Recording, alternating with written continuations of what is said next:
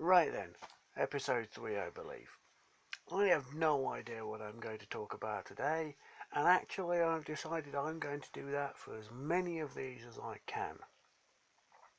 I just want to talk about what's exciting me at the moment, what's going through my head, what's interesting, what's happening, anything that crops up. They're not going to be long, they're not going to be every day. I have chronic health issues.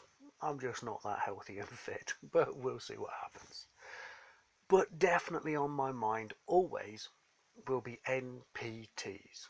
Negative, poisonous, toxic thoughts, emotions, feelings, actions, responses, reactions. NPTs, they are the bane of our existence. They destroy and poison everything we do, and somehow we need to change this. I've just been watching a really interesting video this morning, and it's totally broken some of my worldview a bit, and I love that. That's fantastic. And here's the key. Um, when we have something inside us that's coming up that we want to deal with, we want to let go, we instinctively try to figure out what it was, where it came from, how it happened, partly because we've been trained, and partly because it feels like the right thing to do. But here's the problem. The minute you start paying attention to it like that, you're feeding your NPTs. You're feeding your dark wolf. Remember the other day, Native American story, two wolves, all good things, all bad things. Which one do you feed? Which one grows?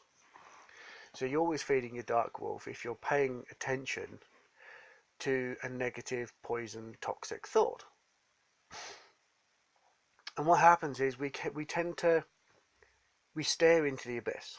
You know, as they say, you stare into the abyss stares back. Well, that's all the same thing again. So, I just realised the camera angle's awful. Excuse me a second. No, that's also bad too. And so, I realised that what's going on is that we're accidentally feeding our NPTs because their job is to spend all their time tricking us into feeding them. Now, in this case, something's coming up. I've got some new business opportunities, and instantly I felt resistance, I felt difficulties, and I wasn't sure it was the right thing. And at the same time, I'm trying to see, there it is, right there, trying to. I want to be a coach. And everybody's telling me I need to niche my coach. I need to pick a topic. I need to really hone in. Yet everybody I see who's doing this, yes, they are successful. But the minute they hone in, they have to cut away knowledge from other areas and it topples and it falls down. And I don't want to hone in. And so Kyle Cease this morning was talking about stop trying to, stop hunting for, stop seeking, digging in the dirt. Stop literally clawing your way through the sewage of your mind in a desperate attempt to find the good on the other side. How does that work? Why would we think that on the other end of a sewage pipe is fresh air? No, there's a big pile of sewage. So, to get away from the sewage pipe, we walk in the opposite direction. We walk away from it. So, when my thoughts were coming up, and I desperately needed to solve my problem, I needed to figure out my niche, I needed to work out why I've always struggled making money, I needed to understand, realizing I was pedestaling everything and trying to solve it. I wasn't just loving it or walking away from it. Either works. If you love the situation, if you love the resistance, it kind of fades because everything fades in the onslaught of love.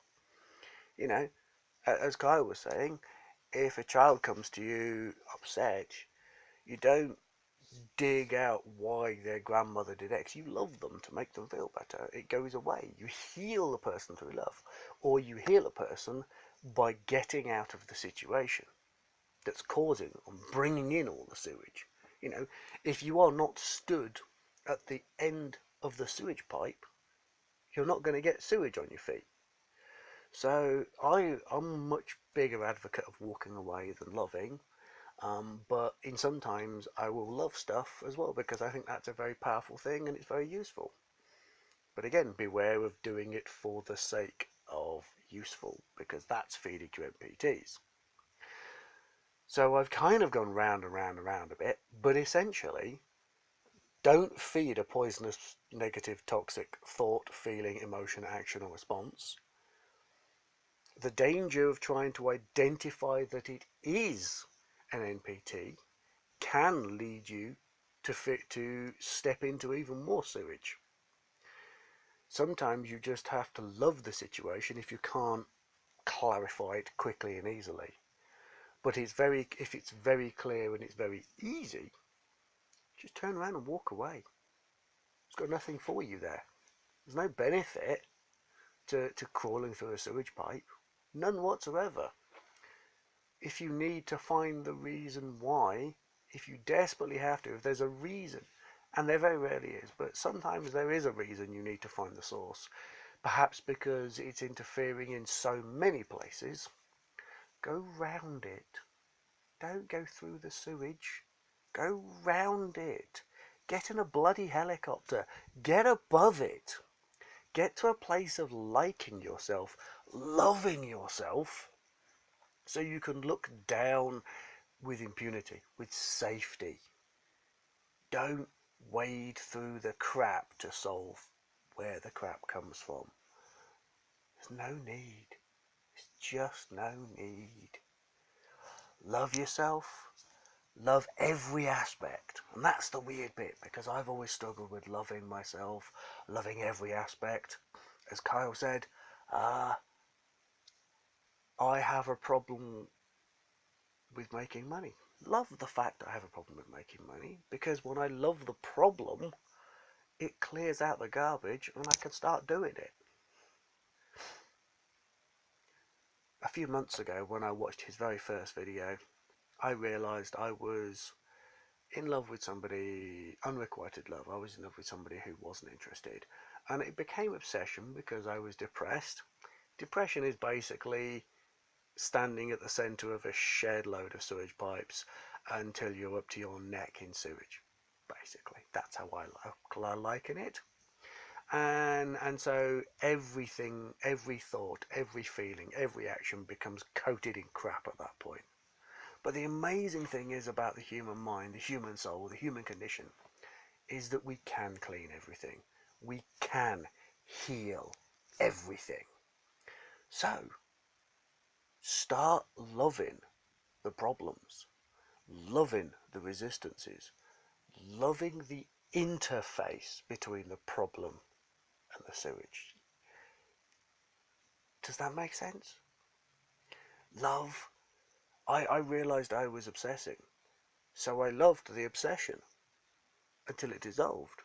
And I could see the relationship for what it was. There wasn't one. Just friends.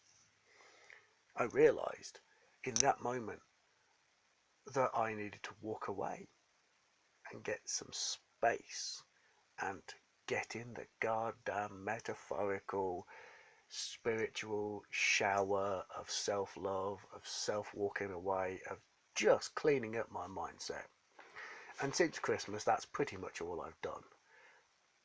I've watched videos, I have read books, and I have basically spent time with myself and nobody else and begun to heal and clean. It's amazing how much benefit you gain from just spending time with yourself. I had discovered things about me that have been messing with my life since I was 7 years old. And for the first time in my life, I feel that I am finally not tainted by the sewage of that period of my life. So, if you want to clean out your NPTs, don't get the scrubbing brush out. Don't get on your hands and knees and climb in the sewage pipe. Walk away. It'll clean itself. Because sewage only grows when you feed it. It's a pipe. It's a growing mass of pus and infection and mushrooms, and it doesn't grow if you don't keep putting crap in there. It dries out, it evaporates, it falls off. It can't stay if you're not keeping it fed, keeping it alive. Just let it die and crust off, fall off, and get on with your life. Don't focus on the past. Focus on who you want to be now. Don't focus on how crappy you are, what happened last month, why you're such a loser, why you're such a failure. Focus on who you want to be. Focus on a cleaner, happier, more active you. Because whatever you focus on grows. So focus on what you want. Focus on what you need. It's okay to have needs. In fact, it's necessary to have needs. It's a requirement of growth and life. Without needs, we don't grow. Everybody has needs. We need to breathe. We need to eat. And that's not just biologically. We need to mentally, emotionally, spiritually breathe and eat. So feed yourself good, quality, wholesome life. And watch everything in your life grow and become better. Let it be fertilized healthily, cleanliness, beauty, love, and grow a wonderful, happy life at pursuit. I think that about covers my ideas and randomness for today. So, thank you very much for listening. I'm Graham Polk, and we're solving the universe one conversation at a time.